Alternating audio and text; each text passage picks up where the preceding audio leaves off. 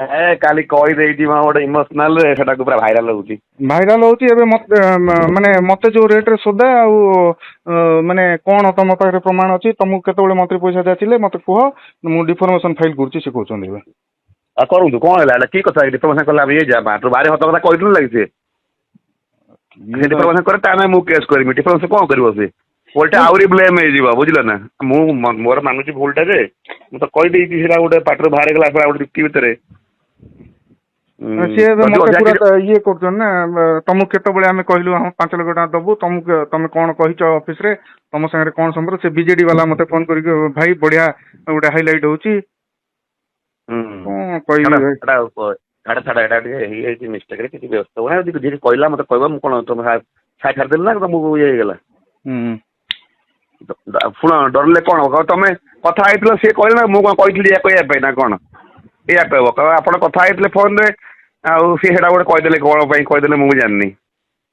ଠିକ ଅଛି କଥା ଯଦି ଅଧିକା କିଛି କଲେ କହିବ, କିଛି ଭୟ କର ନା। ଶୁଣ ରିକ୍ସ ଦେଲେ ଆକୁ ସିଏ ବର୍ତ୍ତମାନ ପାଇଁ ତମ କିଛି ବି କଲେ କେସ୍ ବାସ କରନ୍ତୁ କି ଡିଫାମେସନ କରନ୍ତୁ, ଯାହା ବି କରନ୍ତୁ, ଓଲଟା ସେ ଆହୁରି ବଦନାମ ହେବେ।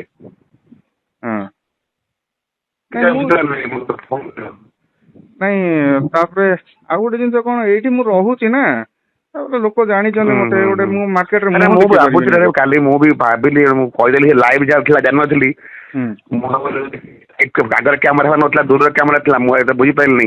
ମୁଁ ଭାବୁଛି କଟା କହିଦେଇକି ମୁଁ ଠିକ କରିଛି, ଏଇଟା ମୋର ଭୁଲ। ଗୋଟେ ଗୁପ୍ତ କଥା ବି କହିବା କଥା ନଥିଲା, କଣ ପାଇଁ ରାଗରେ ଗୋଟେ ଇମୋସନାଲ ଗଭର୍ଣ୍ଣମେଣ୍ଟ ଉପରେ ଥିଲା କହିଦେଲି।